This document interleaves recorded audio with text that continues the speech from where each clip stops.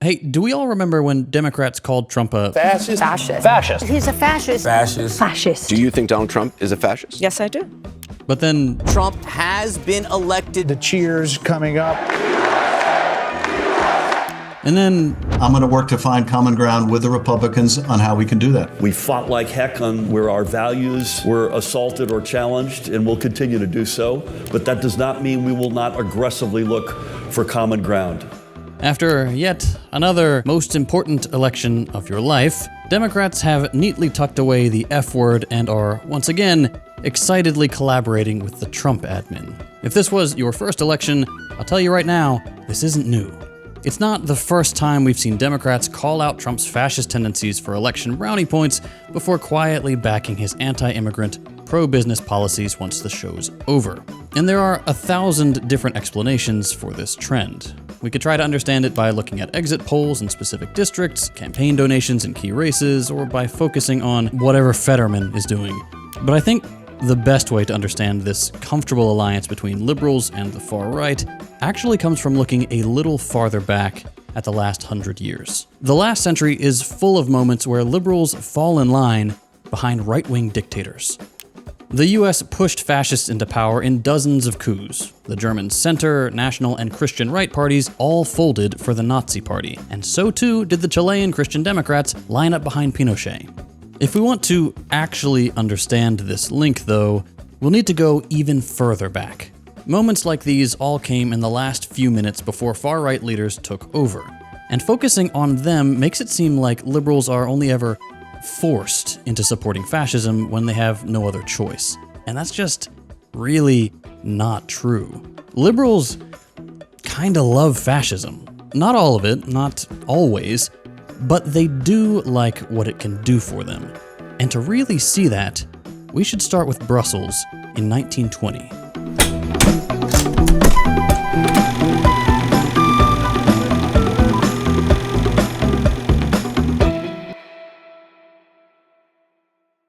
Howdy friends, JT from the future here. I just wanted to take a quick second to do a shameless plug for Means TV, both because it's awesome and because being a dirty communist on YouTube is looking like more and more of a losing proposition. If you're not familiar with Means, it's a worker-owned cooperative and explicitly anti-capitalist streaming service. You can find everything from my videos to original series like Means Morning News to feature-length documentaries like Abby Martin's Gaza Fights for Freedom, with more amazing content being added every day. I've been working behind the scenes to help turn Means into a place that's both worthwhile for viewers as well as offering financial security for socialist creators in an increasingly reactionary political landscape.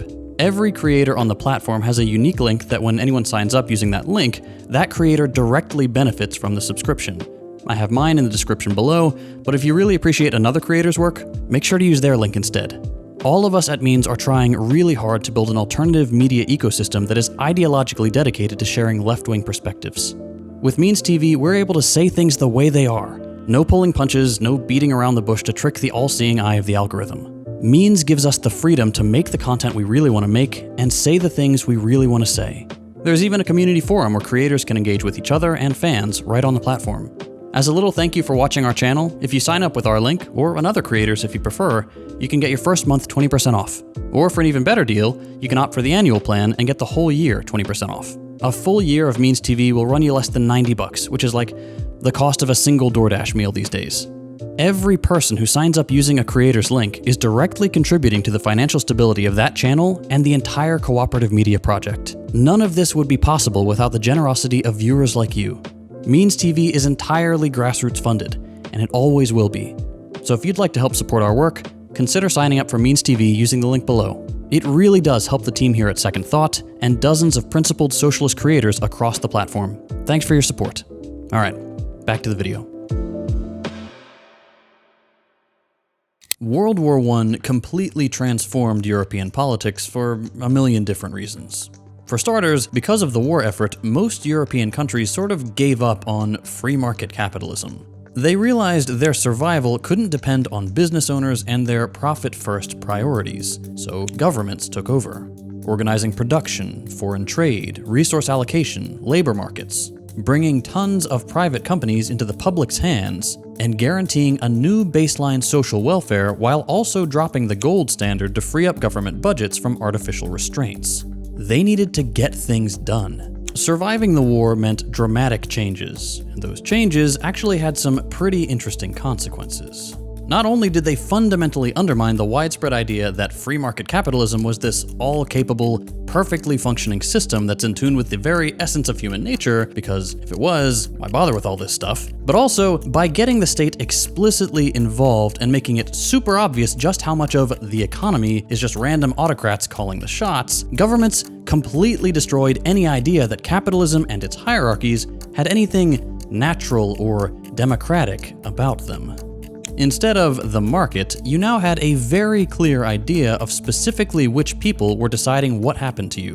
And rather than being forced to do stuff with the threat of unemployment, and whatever percent the government thought was acceptable, workers were suddenly being disciplined by the state directly if they didn't comply with the war effort. Meaning once it was clear to most people that you didn't need the profit motive to get things done, and that governments could run economies to send thousands to die, workers organized so that they could use these same powers to instead make their lives better. And wow, did they organize. In Italy and Britain, for example, worker strikes reached unprecedented scale. 35 million workdays were spent striking in Britain in 1919, and 2.5 million workdays were spent striking in Italy in April of that year alone. To give you an idea, 1919 and 1920 are affectionately called the Red Years in Italy for just how popular communism and socialism became at this time. And with that came new attempts at doing the economy without capitalists.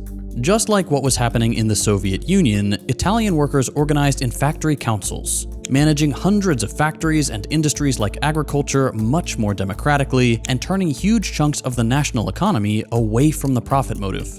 Not only that, where capitalists were still around, workers went on strike for the same comforts as the upper classes, like social insurance for sickness, disability, and old age. And thanks to all these efforts, not only did things massively improve, their wages went up. Like, a lot. 2 times in Britain and almost 5 times in Italy compared to what they were before the war. Now, not everybody was happy about this. Workers getting their fair share meant more and more of the wealth created at this time didn't go to business owners, like it usually did. And I don't have to tell you that that's a really good thing. Only a teeny tiny 1.7% of Italians were capitalists, but they were getting about 1/3 of the wealth produced in the early 1910s. Most of the population was working class, so the fact that capitalists ever kept more than 1.7% of the total pie was a highly unequal thing. But hey, whoa, look at this. Look what's happening there after 1922. That's interesting. After a few years of money being spread more equally thanks to workers striking and getting a say in things, that 1.7% in Italy is suddenly making a lot more of all the money. That's fascism. That right there, that's Mussolini.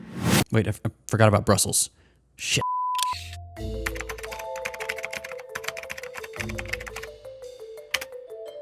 From September 25th to October 8th, 1920, Brussels hosted the International Financial Conference. This conference was attended by economists, but also bankers and treasury officials, and hardly anybody representing workers.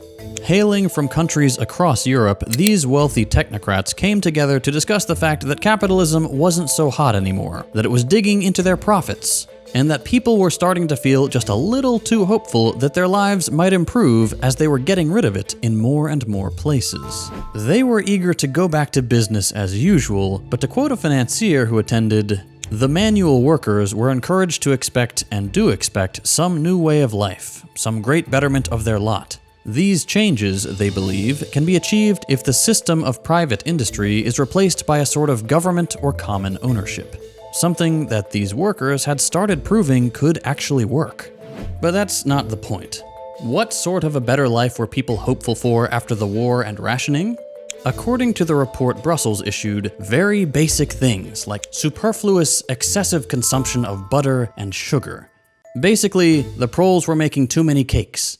So naturally, these jerks decided it was time to invent a new kind of dictatorship. Enter fascism. To restore business owners' status at the top of society, they needed to engineer a new economy that would arbitrarily punish workers while making it seem like this was an objective necessity. And they had a few ideas. You might have heard of them before. It's a package of policies called austerity. In 6 short words, work hard, live hard, save hard. An austerity economy is one that tries to get you to spend more time at work, producing more stuff, making less money, while cutting your spending so that the stuff you make goes straight to exports. This makes your life worse, but it does make rich assholes richer. They're encouraged to save and reinvest their money. Meanwhile, you're chastised for not saving money you don't have because less is coming into your pockets. To achieve this, economists wanted to use 3 tools: fiscal, monetary, and industrial austerity measures. In their wildest dreams, governments would start by 1. Cutting social spending on health, education, and housing. 2. Increase taxes that mainly hurt workers, like VAT taxes on everyday goods, while at the same time lowering income and wealth taxes so that the rich pay less. 3. Increase the interest rate. This benefits capitalists with enough money to lend out, since now doing so is more profitable, and it makes borrowing money more expensive for those living paycheck to paycheck. It also usually makes unemployment go up, which goes very well with 4. Privatizing and selling off state assets at bargain bin prices, deregulating away workers' rights, and going on a union-busting spree. This was their dream, an opportunity to try out what they called pure economics. More accurately, economic policy that doesn't have to contend with what workers want. An economy where every human can be completely isolated from each other, preyed upon by those with more power, and made to work as much as physically possible before collapsing and being replaced by someone completely interchangeable from the economist's point of view.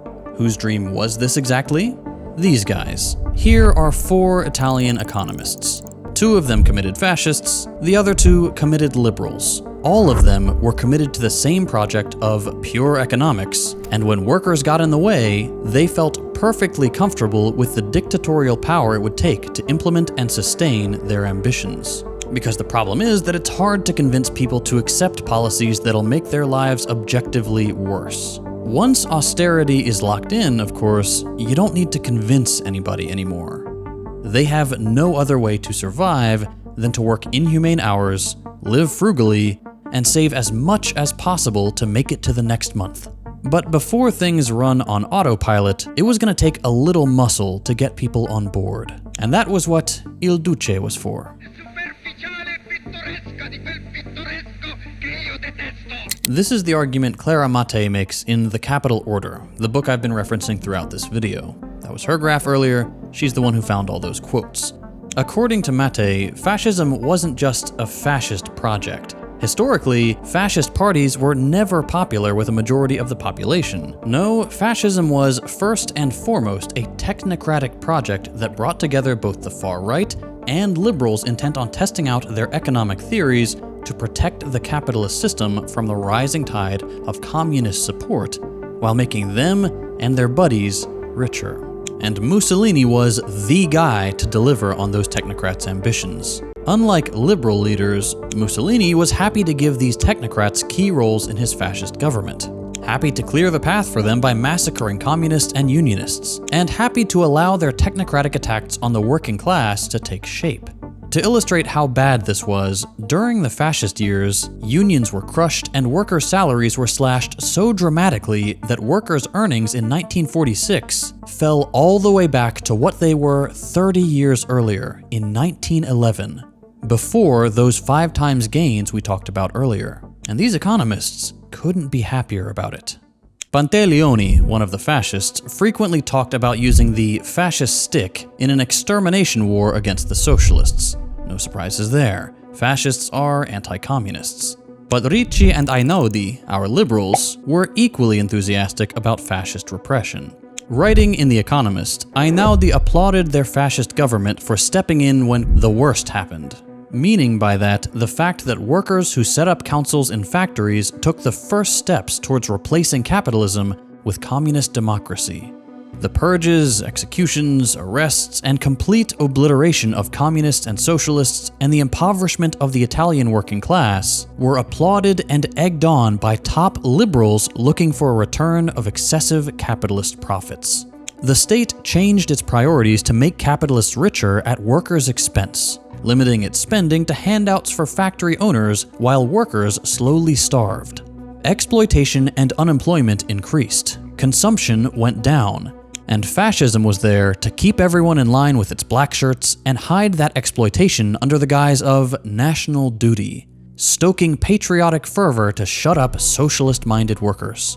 And this didn't stay within Italy's borders. Like I've said, these gentlemen had a platform in The Economist, a British magazine, to sell fascism abroad. But even without official representatives, magazines like The Times whitewashed fascism as simply, quote, an anti-waste government. And there are 100 more examples of sweeping the fascist violence, anti-Semitism, and anti-worker policies under the rug. In Germany, too, the Italian project didn't go unnoticed. Basing himself off of Mussolini's March on Rome, Hitler attempted his own putsch to gain supreme power. His timing wasn't right, though. He had to wait about a decade, with the Weimar Republic beginning its own journey into austerity politics following the Wall Street crash, for a terrified Hindenburg to appoint him and his capitalist-backed party to the chancellorship. The 1920s scared the German ruling class into austerity. Knowing how violent it would be for German workers, protecting the German upper class's profits required the same cocktail of patriotism and economic duress we saw in Italy. And there was Hitler, sailing in as a political entrepreneur ready to capture public anger and steer it away from the communist direction, tempting Europe away from capitalism. Under his rule, collective bargaining and strikes were outlawed. Unions were abolished. Socialist literature was burned.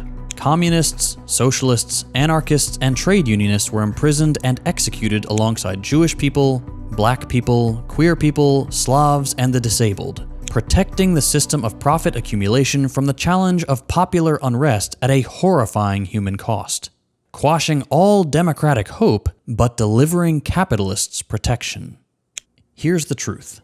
Liberals are never forced into fascism. To them, fascism is just another means to an end. During what they might call the good times, when workers aren't organizing too much, not making a fuss, they get to set up more and more of their pure economics and slowly make your life worse. But once those conditions become unbearable, once the hope for an alternative starts to grow, once workers start carving out an alternative for themselves, suddenly the nightmare of true democracy scares them into violence. Once the indicators start going down and the boss gets nervous, suddenly all the violence the state is capable of becomes invisible to them. Shooting protesters, locking up union leaders, censoring the free press, racist dog whistles becoming explicit hate speech. As long as they can get the numbers they care about going up again, it's all the price we have to pay. It just won't be them paying the price. It'll be you and me. Fascism never scared liberals like it should scare you.